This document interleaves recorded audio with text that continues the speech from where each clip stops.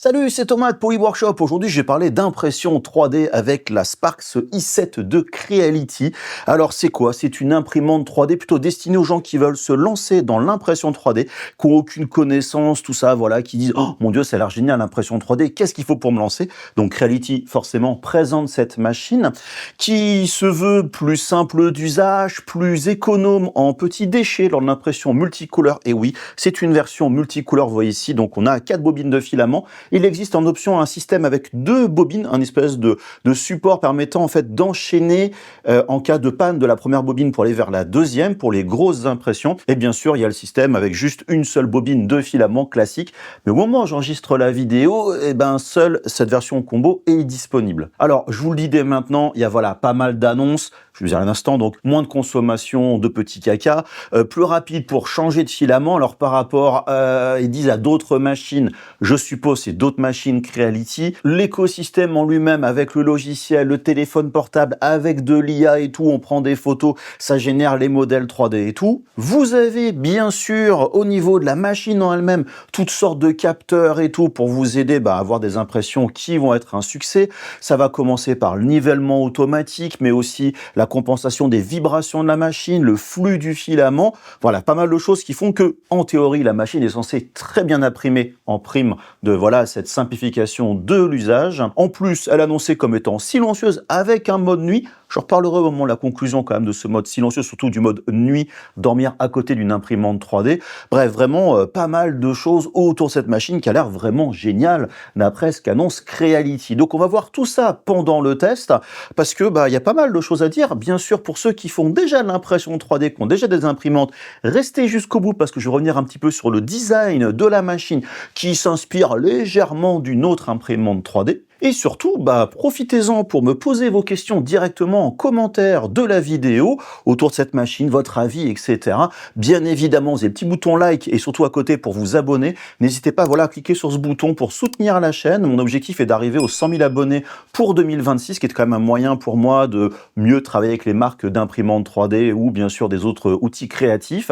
Vous avez tous les liens en description de la vidéo, donc le petit plus et tout là pour voir si vous voulez acheter la machine par exemple, ou voir les filaments que j'ai utiliser, les modèles 3D, bref, il y a tout ce qu'il faut autour de cette machine. Allez, on va attaquer ce test. Une fois que vous avez reçu le carton pour le déballage, vraiment rien de compliqué, mais on découvre directement sur la boîte que Creality est très fier d'annoncer ses outils d'IA, son nouveau compagnon pour le multicouleur et surtout un nouveau design vraiment sympa. Bref, vous ouvrez l'emballage, il n'y a vraiment rien de compliqué. Vous scannez le QR code pour accéder directement aux instructions de montage. Je précise, au moment où je faisais la vidéo, il n'y avait pas donc justement la vidéo d'unboxing et de montage que les instructions texte, mais franchement, vous allez voir, il n'y a vraiment rien de compliqué. Vous enlevez directement les plastiques de protection. Voilà, la machine est juste emballée de façon assez classique. Vous enlevez les petits cartons, les petits scotch que vous avez un petit peu partout qui tiennent vraiment la machine en place. Voilà, je vous dis, il n'y a vraiment rien de compliqué. Attention, bien dans les petits coins, de rien oublier. À l'arrière, vous avez juste 4 vis à enlever qui protègent la machine pendant le déplacement. Vous branchez le câble de connexion, les petits tubes, les PTFE, pour amener le filament directement à la tête d'impression. Et puis, il n'y a plus qu'à mettre le plateau. On met le support bobine sur le dessus, on tourne l'écran, et puis c'est bon, c'est terminé. Au passage, livré avec la machine, il y a quelques petits accessoires, bien sûr, un guide de démarrage rapide, un tout petit échantillon de filament, quelques autocollants, des petits sachets anti-humidité et vous avez une petite spatule en plus des outils classiques pour monter la machine. Et là, on peut se lancer dans un petit tour du propriétaire où on découvre la machine plutôt vraiment bien faite, qui coulisse bien, une tête plutôt compacte avec tous les éléments, les câbles à l'arrière. La construction fait que ça fait quand même plutôt, on va dire, qualitatif, malgré, on va dire, le prix d'entrée de gamme, le petit cache de protection de la webcam pour votre intimité, et surtout on peut découvrir la tête annoncée comme étant simple d'entretien, avec notamment ce système qui se clipse pour enlever directement la buse d'impression, assez pratique en cas de galère, parce que potentiellement, ça peut vous arriver avec l'impression 3D. Et il n'y a plus qu'à lancer directement la machine. On découvre les petites animations sur l'écran, la barre de LED qui clignote dans tous les sens en dessous. Ensuite, il n'y a plus qu'à suivre les instructions directement pour le montage. Rentrez votre mot de passe Wi-Fi directement. D'ailleurs, on constate que l'écran est plutôt assez qualitatif. On fait la connexion avec le logiciel et surtout, on n'a plus qu'à laisser la machine tourner qui va faire toutes les calibrations, que ce soit le nivellement au niveau du plateau, la compensation de vibration, bref, pas mal de choses. Ça prend quelques minutes, mais vraiment, ça vaut le coup de laisser la machine tourner directement. Et surtout, si la machine propose une mise à jour du micro-logiciel, faites-la directement, ne sautez pas cette étape. Et puis on en profite pour découvrir les menus. Alors je précise, je suis en anglais en ce qui me concerne, mais il y a vraiment tout ce qu'il faut sur la main. Alors il n'y a pas de paramètres vraiment avancés, mais de quoi faire tout ce qu'il faut. On peut même régler les paramètres de la petite bande de LED, le son, etc. Les outils détection d'IA. Bref, il y a tout ce qu'il faut directement dedans pour se lancer sans aucun problème. Et en ce qui concerne le module multicouleur, il est très simple. On met la bobine, on met le filament directement dans le collecteur. Ça se recharge automatiquement. Franchement, l'outil est très très simple. Il y a un petit bouton pour facilement débloquer le filament, tout ce qu'il faut. Franchement, c'est plutôt cool comme petit boîtier. Et il est temps de lancer sa première impression. Je vois un petit peu ce qu'il y a dans la machine. Tiens, je vais imprimer le fameux Benchy avec le petit filament vert que j'ai inséré. On laisse la machine tourner. Alors, il y a toute une phase au début où la machine va repalper le plateau, tout vérifier, etc. Faut laisser faire la machine. C'est un petit peu long, honnêtement, lorsqu'on est pressé pour lancer une impression, mais mieux vaut perdre un petit peu de temps et forcément que ça marche bien. Une petite purge et l'impression, elle, se lance directement. On constate que tout marche bien. L'impression apparaît au fur et à mesure. Et à la fin, on a donc le Benchy qui est pas trop mal comme impression en 3D. J'avoue que j'ai vu mieux, mais j'ai vu sacrément pire. Voilà, on est, on va dire, dans une qualité d'impression tout à fait standard pour des machines, surtout, on va dire, d'entrée de gamme. Et surtout, je vous laisse aussi les petits déchets de purge qui ont été faits à côté, un peu beaucoup, je trouve. Et j'en ai profité pour lancer un autre modèle proposé avec la machine, une espèce d'étoile, on va dire, articulée. L'impression s'est très très bien passée et vous voyez que c'est quand même plutôt très flexible. Et là, il est temps d'attaquer d'autres impressions. Je vous laisse découvrir ce filament vraiment sympa pailleté que m'a proposé Creality. Et je vous le dis dès maintenant, là, j'ai eu des galères avec l'imprimante qui sont liées simplement à la mise à jour du logiciel qui n'était pas bonne. J'ai eu en fait une version qui n'était pas très très stable, qui a été corrigée par la suite. Mais je préfère vous laisser justement voir un petit peu ce qui va en découler. Gardez ça vraiment en tête. Tous ces problèmes-là que vous allez voir par la suite ont été corrigés. Donc bref, l'impression se lance plutôt bien. Résultat assez cool. On voit l'entraînement des bobines qui se fait directement dans la machine, la buse, qui fait vraiment bien son boulot. Et puis tout d'un coup, je me retrouve avec une erreur, la LED en train de clignoter, la machine est en train d'imprimer dans le vide. En gros, le filament n'arrive plus à la tête. Je dis, je comprends pas, c'est bizarre, je relance l'impression et tout, pourtant, ça continue à faire la même chose. J'ai bien du filament qui arrive dessus. Voilà, des trucs un petit peu comme ça, bizarres qui arrivent. Donc, je recommence. Et là, je me suis dit, c'est quand même bizarre. Je vais m'imprimer un nouveau Benchy. Là, aucun problème, ça marche très bien, pas de problème d'extrusion. Et puis je relance, et puis j'ai encore une erreur, un autre Benchy, ça marche encore bien. Je fais un vase dans un autre type de filament, et là, ça marche bien. Donc qu'est-ce que je me dis ? C'est potentiellement le filament qui a un problème, c'est un nouveau filament, peut-être qu'il est plus large et tout. Voilà, donc je commence un peu à creuser, mais je me pose quand même des questions. Surtout que, là, avec le nouveau vase, ça marche bien. Et donc je me dis, je vais attaquer mon projet suivant, je vais tester la plateforme d'IA. En gros, j'envoie une photo de moi, je choisis un petit style de personnage, on va dire, stylisé, un petit peu en SD, etc., des mini-moi. J'ai un résultat, je n'ai plus qu'à utiliser des crédits. Alors, j'ai pas grand-chose comme crédit à ce moment-là. Et ça me génère un modèle 3D, franchement, plutôt cool. Ce qui est assez sympa, je peux l'ouvrir directement dans le slicer, donc le logiciel de gestion, finalement, des impressions 3D vers la machine. Et j'ai le petit perso qui est là. Mais si on regarde de plus près, il y a des petits coups, des petites traces de peinture pas terribles ici et là. Donc j'ai dû repasser avec les outils de peinture du logiciel pour nettoyer un petit peu tout ça. Ça m'a pris un petit peu de temps, je vous le cache pas, mais bon, il y a ce qu'il faut pour préparer votre petit modèle. En plus, c'est soi, un petit peu d'ego, c'est quand même cool. En plus, c'est un personnage de soi, donc bon, autant passer un petit peu de temps. On le positionne bien et tout. On lance le slicing pour générer finalement ce que va devoir imprimer la machine avec les petits supports, quand même, éléments non négligeables. Il y a a plus qu'à vérifier toutes les couches, là, comme ça, très très rapidement, voir si tout est OK. Mais le plus important, je regarde les statistiques. Et là, je découvre une impression qui va durer 15h27. Alors, le multicouleur est toujours plus lent que le monocouleur, mais surtout, c'est les statistiques de quantité de filaments. Au total, j'ai une consommation de 269 grammes de filaments, mais pour le modèle 3D, je n'ai que 29 grammes, en gros 30 grammes. Ce qui veut dire que j'ai 230 grammes de déchets. 230 grammes pour les petits cacas, les supports et les tours de purge. Donc vous vous rappelez Creality qui disait 50% moins de consommation et tout. Là, dans le cas présent, j'ai quand même énormément de petits déchets. Donc pour économiser un petit peu, je me suis dit, je vais en faire 4. Bah oui, il y aura la même quantité de déchets pour 1 ou pour 4, mis à part les supports. Et là, si on regarde bien, je n'ai que 5 heures de plus d'impression pour 3 modèles de plus, mais au niveau des déchets, je suis à 356 grammes. Donc vous voyez, j'ai 80 grammes de plus, mais finalement, c'est plutôt lié au modèle, quasiment pas pour le reste, mis à part les supports. Ce qui veut dire que quand vous faites du multicouleur, n'hésitez pas, quand c'est des objets simples, vous voulez en avoir plusieurs dans le doute ou quoi que ce soit, faites-en 2 ou 3, la consommation sera à peine plus importante, donc autant remplir le plateau au maximum quand c'est la même impression en multicouleur. Bref, je décide de lancer l'impression. Dans l'interface, on choisit quelle couleur correspond à telle bobine que l'on a dans la machine. Vous remarquez au passage, la caméra permet de voir ce qui se passe au niveau de l'imprimante 3D. Il n'y a rien à l'heure actuelle dessus et il n'y a plus qu'à lancer directement l'ensemble. Et là, pendant que la machine imprime, je vais vérifier le temps de changement de filament. Et on est à 1 minute 24 pour passer d'une couleur blanche vers du noir, le plus rapide. Mais si je passe d'une couleur blanche vers le noir, la purge est plus importante. Et là, on est à 2 minutes 09. Donc on a un temps qui est beaucoup plus long. On a quand même 45 secondes de différence. Bah oui, il faut purger plus de noir finalement, enfin de blanc à la place du noir pour pas qu'il y ait de traces. Et ben voilà, pour dire que là, je suis dans des temps tout à fait normaux pour des imprimantes 3D et pas un temps beaucoup plus rapide tel que l'annonce Creality. Bref, l'impression continue et là, je me retrouve avec système et erreur. J'arrive en fait le matin tout simplement, la machine était bloquée, ce qui m'a quand même pas mal énervé. Bref, et la machine, je pouvais rien faire, hein, vraiment aucun accès sur les menus. J'ai donc éteint la machine, j'enlève mes impressions et là, vous l'avez pas au niveau de la caméra, mais en rallumant la machine, elle m'a dit: est-ce que tu veux continuer l'impression? Je dis: j'ai tout enlevé.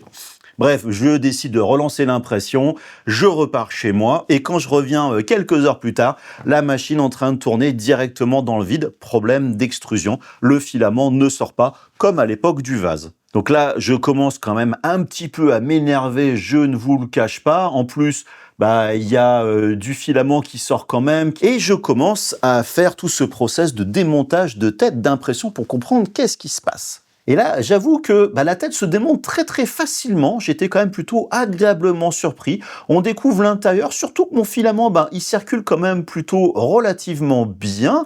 Donc je vois rien d'anormal au niveau de la tête d'impression qui aurait pu me dire: ah non, c'est bouché ou quoi que ce soit. Et là, je me suis dit, peut-être que c'est le filament. Je décide de réimprimer avec un des filaments, mon mini-moi en beaucoup plus grand. Donc juste sans le système multicouleur pour trouver le problème. Et là, c'est pareil, encore le même problème. L'imprimante me dit: c'est terminé, mais ça n'a pas imprimé les 3/4 du modèle. Et là, je dis: je comprends pas. Donc j'essaie de voir un petit peu ce qui se passe à l'intérieur. Je redémonte les trucs. Je vois que le filament bloque un petit peu, mais est-ce que c'est normal, pas normal avec le petit cutter à l'intérieur? Je démonte la tête. Donc je me retrouve à démonter. Et là, je constate quand même sur une des roues crantées que le filament a beaucoup frotté pendant. Normal, le filament était bloqué en dessous, mais le moteur essayait de pousser. Voilà, donc des trucs un petit peu bizarres, le filament qui était un peu bloqué au niveau de la tête, mais la buse n'est pas bouchée pour autant. C'est ça que j'ai eu du mal vraiment à comprendre. J'ai notamment utilisé du filament spécial pour nettoyer les buses, j'ai débouché vraiment au maximum, mais rien n'était bouché. C'est ça justement qui était vraiment, on va dire, très anormal. Donc voilà, pas mal d'essais ici et là, mais qui m'ont quand même permis de monter, démonter, remonter, remonter la tête plusieurs fois et vraiment voir que c'était très simple. Et franchement, ça faisait longtemps que j'avais pas démonté aussi facilement une tête d'impression. Et ça, c'est vraiment un point que je trouve très positif, malgré ces galères comme ça au niveau de l'impression. Bon, je vous cache pas que j'ai laissé un petit peu tomber la machine pendant quelques jours. Je me disais: franchement, ça me saoule. Et surtout, je me disais, le test est quand même très mal parti. Et puis là, un matin, je rallume l'imprimante, mise à jour du micro-logiciel. J'en avais fait pourtant un il n'y a pas très longtemps, quand j'avais donc déballé la machine. Je fais l'installation et je vous dis qu'à partir de là, je n'ai plus eu aucun problème avec la machine. C'est pour ça que je vous disais dès le début, je préférais vous montrer vos galères, ça peut vous arriver, mais surtout, pourquoi j'ai fait tout ça? C'est pour vous dire, quand vous avez des mises à jour du logiciel, d'où l'intérêt de connecter votre machine en Wi-Fi, enfin en gros sur Internet, c'est de vérifier qu'il n'y a pas des mises à jour. Les mises à jour vont très souvent corriger les bugs, surtout si votre machine, elle vient de sortir. Alors là, c'est une machine que j'ai eue forcément en avance par rapport à tout le monde, mais voilà, on essuie les plâtres assez souvent lorsqu'on teste les machines. C'est un bel exemple pour vous dire que voilà, vous déballez la machine, vous mettez à jour régulièrement, vous mettez à jour vos machines, sauf si vraiment la machine elle marche du feu de Dieu, vous voulez pas prendre de risque, ça peut arriver, mais voilà, faites attention à ce petit point. Et là, j'en profite pour relancer Mini-moi, mais juste une seule couleur, je le fais donc le même qu'avant en relativement grand, le filament vert, et là l'impression se passe nickel. Justement, je peux constater un petit peu la qualité d'impression. J'ai un super état de surface au niveau de la machine, sauf les surplomb vraiment très marqués au niveau du menton, voilà, en dessous.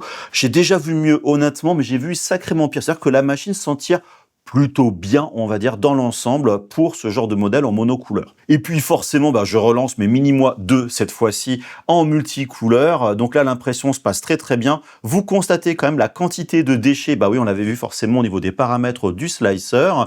Au niveau des résultats, aucun problème. J'avais peur que les supports aient du mal avec les lunettes et tout. Non, franchement, ça s'est très très bien passé au niveau des résultats. Les supports s'enlèvent plutôt, on va dire, très facilement. Et à la fin, voilà, j'ai un mini Thomas assez rigolo, stylisé. Toutefois, la qualité d'impression pourrait être un chouïa meilleure, notamment au niveau du blanc. Il y a des micro-décalages, j'imagine, à cause du changement de bus pour le changement de couleur. Ah oui, forcément, j'ai quand même pas mal de déchets. Dans la machine, il y avait un petit réceptacle pour tout collecter. Je me suis dit, allez, on va l'imprimer. Et là, c'est pareil, impression franchement nickel. La première couche est très très propre et il n'y a plus qu'à la mettre à côté de l'imprimante pour recevoir tous les petits cacas. Et pour finir, j'ai fait un projet un petit peu plus gros, on va dire, avec cette boîte lumineuse inspirée de Mario, fait par Quaprint. N'hésitez pas à aller voir ses créations sur son Patreon, franchement, c'est vraiment super cool ce qu'il fait. Au final, voilà, il n'y a rien de compliqué, c'est différents plateaux d'impression à faire dans le slicer, séparés par couleur. Donc là, finalement, le multicouleur ne sert pas à grand-chose, vu qu'on a, tous les éléments sont juste des pièces monocouleurs séparées. Bien sûr, à vous d'avoir les différentes couleurs. On lance les impressions, j'ai commencé par le jaune directement au niveau de la boîte, vraiment aucun souci pour ces éléments-là, ça s'imprime bien. Pourquoi j'imprime aussi ce modèle? Parce qu'il y a des filetages dessus, donc voir un petit peu la précision, et ils sont relativement longs, donc est-ce que l'assemblage va bien se passer par la suite? Ça va être la bonne surprise. On change de filament, on imprime aussi ces petits supports blancs, aussi avec des filetages directement à la verticale. Est-ce que ça va tomber, bien tenir sur le plateau? Franchement, aucun problème. Pour le petit champignon, on imprime aussi avec les différents supports à l'intérieur. Est-ce qu'on va pouvoir bien enlever les supports forcément par la suite? Voilà, donc vraiment aucun problème pour l'ensemble. Vous voyez, les supports s'enlèvent plutôt très très bien à l'intérieur. Et même les petites pupilles pour les yeux qui sont franchement deux petits capsules étirées. Je me suis dit, ça va pas tenir sur le plateau sans petite jupe autour et tout. Franchement, ça a très bien tenu. Et à la fin, il n'y a plus qu'à assembler l'ensemble, mettre la petite lampe en dessous, qui est une lampe en fait qui vient de chez Bamboo Lab. On met vraiment l'ensemble, on visse directement et vous voyez, mes pas de vis rentrent très très bien sur toute la longueur pour les différentes parties au niveau voilà, de cet assemblage. Vraiment, tout marche très très bien. Ce qui est assez cool, alors il faut un petit peu de colle, notamment pour le petit champignon, pour les différents éléments. Pour les yeux, c'est pareil, qui rentre nickel. Ce qui veut dire que l'imprimante est quand même plutôt précise au niveau de tout ce qui considère les valeurs numériques, etc. On n'a plus qu'à emboîter l'ensemble. On continue, voilà, on colle le petit point d'interrogation sur la boîte mystère, si on peut dire, de Mario. Voilà, vraiment, il y a vraiment rien de compliqué. À la fin, on a une petite boîte qui est assemblée très très sympa. Et donc, met la lumière et vous voyez, franchement, ça rend très sympa. Vous l'avez à côté de moi au niveau de l'imprimante 3D. Alors cette Spark i7, c'est plutôt une bonne machine pour se lancer dans le monde de l'impression 3D. Voilà, si vous n'avez, on va dire, aucun historique dans cet univers-là, c'est-à-dire qu'elle imprime plutôt bien.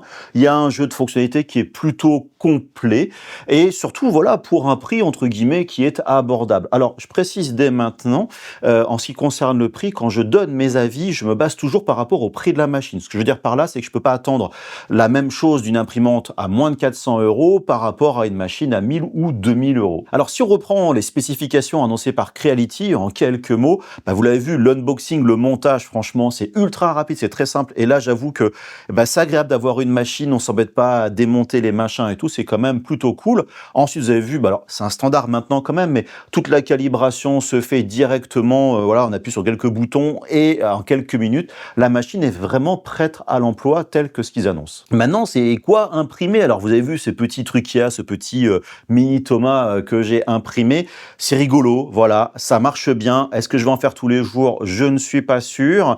Le fonctionnement n'est pas si simple que ça en fait sur le site. Il faut les crédits, il n'y en a pas assez, il faut activer un machin, etc. Bref, quand on arrive à envoyer sa photo, on a le résultat. On l'envoie dans le slicer, vous l'avez vu, mais je vous l'ai montré, la peinture, faut corriger quelques petits trucs ici et là. Pour moi, c'est facile. Si vous êtes vraiment quelqu'un qui débute complètement dans ce monde créatif des logiciels, on est quand même en 3D, faut pas oublier tous ces trucs-là, c'est un petit peu dommage. Maintenant, on est dans le début de ces outils de génération IA, typiquement ces modèles simplifiés de design et tout, ça va très très vite, faut pas se leurrer, dans 3 mois, dans 6 mois, dans 1 an, toutes ces choses-là vont énormément évoluer. Alors toujours dans l'écosystème, on va dire logiciel, vous avez Creality Cloud, la plateforme avec tous les modèles de Creality à télécharger, etc. pour vos imprimantes 3D Creality. Bon, je vous cache pas que je suis pas le plus grand fan de la plateforme. Je trouve que c'est encore un petit peu foutoir. On cherche trucs à droite, à gauche, mais il y a eu quand même des très grosses évolutions récemment au niveau de Creality. Il y a d'autres plateformes concurrentes que je préfère, mais voilà, il y a quand même de l'évolution. Surtout, voilà, on commence à avoir des catégories, des collections, il y a des concours, donc ils essaient de dynamiser ça. Il y a encore du boulot, mais pour dire que l'écosystème commence à s'affiner enfin avec le temps, parce que jusqu'à maintenant, c'est pour dire, oh, on a un site, maintenant, voilà, il y a une espèce de cohérence avec le reste, on va dire, de la gamme, notamment avec ces fonctions IA en plus pour générer des choses. Donc, quand vous êtes débutant, il y a de quoi piocher dedans et s'amuser. Et puis, il y a aussi l'application pour mobile. Alors là, je suis encore moins fan.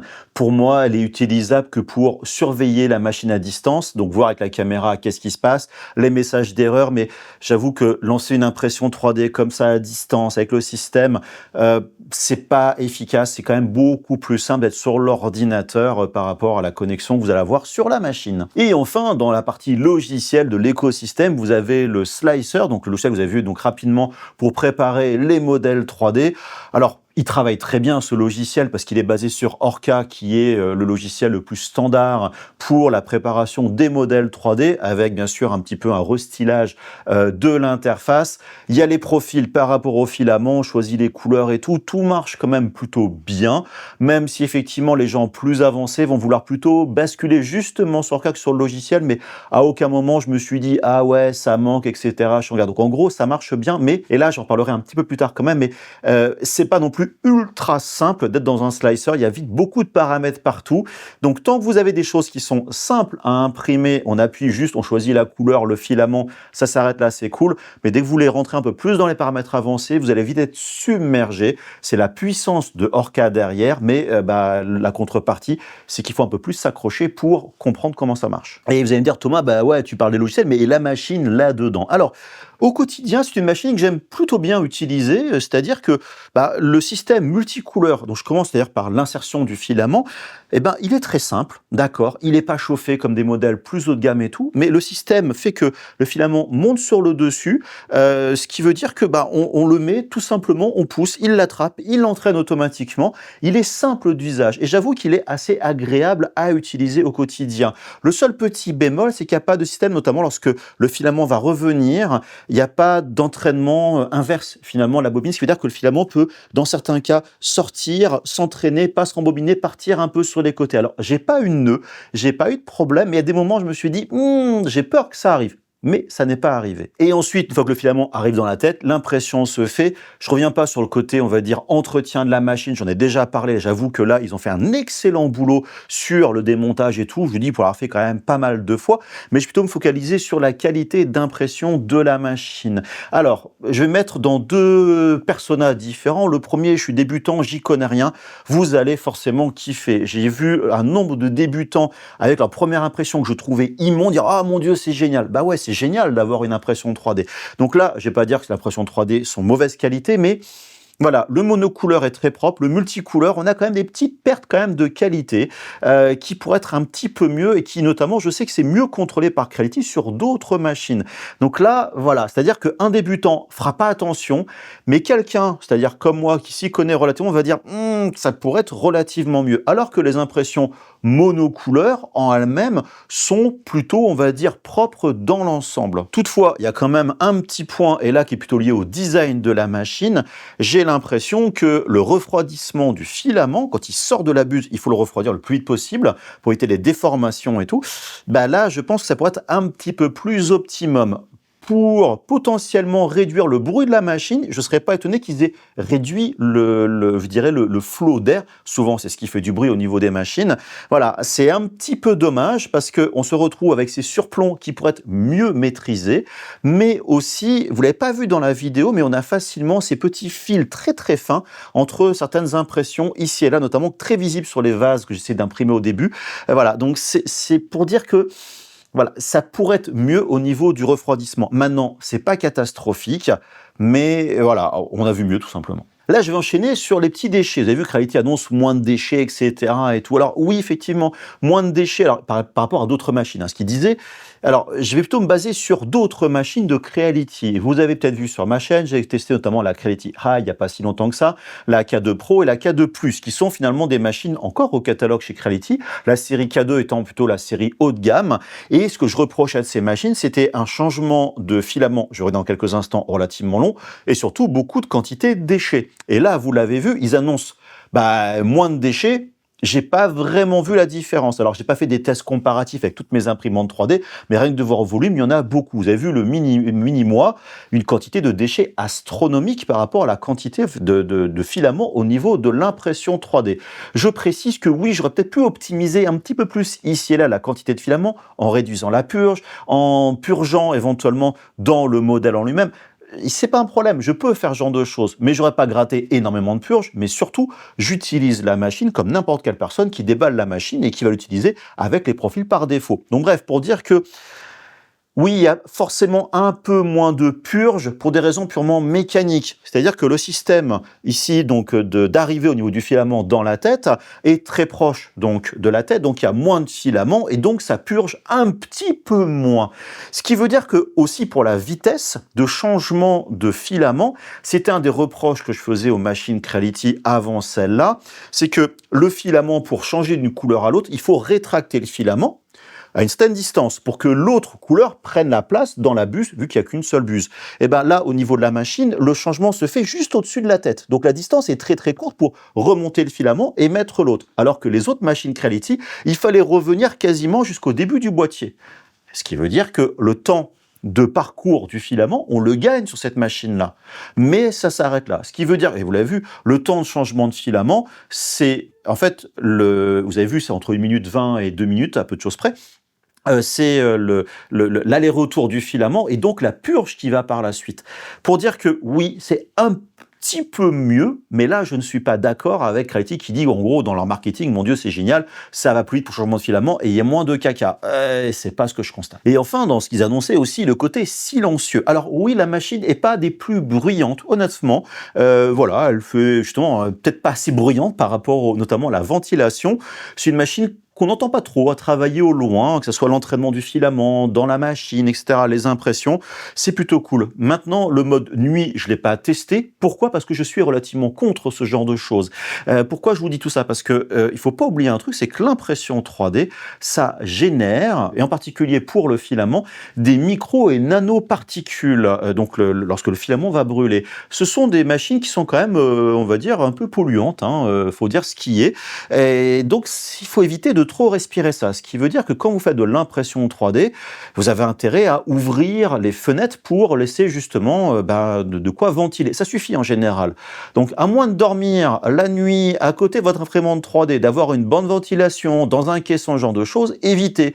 Parce que vous allez respirer continuellement des micro-nanoparticules de plastique et de machins, etc., divers et variés, qui n'est pas forcément terrible. Donc, oui, elle est moins bruyante, mais Voilà, s'il vous plaît, ne mettez pas votre machine en train de tourner la nuit quand vous êtes à côté en train de dormir, passer des heures à respirer ce qu'il en est. Vous voyez pas dans mes bureaux, mais j'ai pas mal de machines. En général, je reste pas toujours près des machines lorsqu'elles marchent. Je ventile énormément. J'ai une VMC industrielle au niveau de mes locaux. J'ai des machines entièrement fermées en majorité et des systèmes de filtration. Donc, je fais très attention à ça. Et encore, ça pourrait être beaucoup mieux. Dans l'ensemble, vous avez vu, la machine, on va dire, marche plutôt bien, la qualité, etc. Il y a quand même toutefois des petits trucs qui sont, on va dire, à discuter. Tout d'abord, l'aspect ultra simple. J'en ai parlé déjà pendant la conclusion, vous l'avez vu au fur et à mesure. Il y a le slicer, les machins, etc. Il y a une volonté, et je comprends, il faut vraiment simplifier l'impression 3D, mais c'est pas encore là. Vous avez vu, entre le slicer, le machin et tout, les galères de montage, démontage, ça prend une bonne direction, mais c'est tout. Alors, ils adressent le public Gen Z. Je sais pas pourquoi, j'aime pas ces trucs un peu marketing, de catégoriser les gens. Maintenant, si on prend leurs vidéos, ah ouais, c'est ultra simple, mon téléphone portable, t'as vu, je te prends en photo, machin, ça fait en 3D, hop, j'appuie sur un bouton, mon Dieu, c'est génial. Non, non, non, franchement, et la réalité est loin d'être là. On s'en rapproche quand même, mais non, voilà, j'ai déjà dit, hein, le slicer, les machins, les paramètres, les filaments, des galères d'impression, vous en aurez, les profils à savoir, est-ce qu'il faut mettre des supports, pas des supports. Il y a une courbe d'apprentissage. L'impression 3D maintenant est beaucoup plus simple que ce qui était il y a 2 ans, 5 ans, 10 ans. J'y suis depuis très longtemps maintenant pour dire qu'il y a une grosse évolution. Mais voilà, on n'est pas dans le monde de oui, des bisounours ou ce que vous voulez. Là, c'est le daron qui parle. Il y a aussi un truc qui me chagrine énormément, qui n'enlève pas, on va dire, la qualité d'impression ou les fonctionnalités, c'est juste le design. Alors, si vous ne venez pas du monde de l'impression 3D, vous allez dire, bon, qu'est-ce qu'elle a cette imprimante? Elle est plutôt jolie. Oui, elle est plutôt jolie à voir comme ça, elle fait qualitatif, des bons plastiques, design assez cool. Mais le vrai problème, c'est que c'est un repompage intégral d'une autre imprimante 3D, la Bambu Lab A1, qui est un banger, qui est une imprimante qui s'est vendue comme des petits pains, qui se vend encore au moment où j'enregistre la vidéo, et ça fait quand même la deuxième machine que je teste à très peu de temps d'intervalle où le design est vraiment inspiré de cette machine-là. Et là, c'est pas que inspiré, c'est presque une copie identique. Ah non, non, non, Thomas, c'est pas vrai, c'est pas bien ce que tu dis dans ta vidéo, c'est pas une copie. Regarde, le truc ici, il est de l'autre côté et le machin, il est là-bas. Oui, en gros, l'autre imprimante, il y a des éléments qui sont en miroir. Mais ça s'arrête là. Mais non, non, non, regarde, nous, on a des LED en dessous et eux, ils ont pas des LED. Faut arrêter, c'est du foutage de gueule. J'ai pas d'autres termes. Là, j'avoue que ça devient un peu énervant. Alors, je sais que en Chine, apparemment, la culture de la copie est tout à fait normale. Limite, on est intelligent, on fait de la copie. Je m'y connais pas plus que ça, donc je veux pas m'engager sur ce que je viens de dire à l'instant, mais c'est un truc assez récurrent. Je l'ai vécu dans mon taf, hein, honnêtement, la copie, hein, je dirais 2 choses. Mais voilà, c'est dommage. C'est-à-dire, on va perturber les gens. Ils vont voir une Bambu Lab A1, par exemple, sur YouTube ou je sais pas quoi, dire, ah, elle est cool. Et voir publicité pour, je sais pas moi, la Creality, la Spark i7, ils vont dire, ah, bah, c'est ça, là, en plus, elle est pas chère, je vais la prendre ici. Et ils vont prendre une autre machine. C'est vraiment, j'ai l'impression que c'est une stratégie pour perturber les gens et profiter de l'aura de l'autre pour faire leur machine.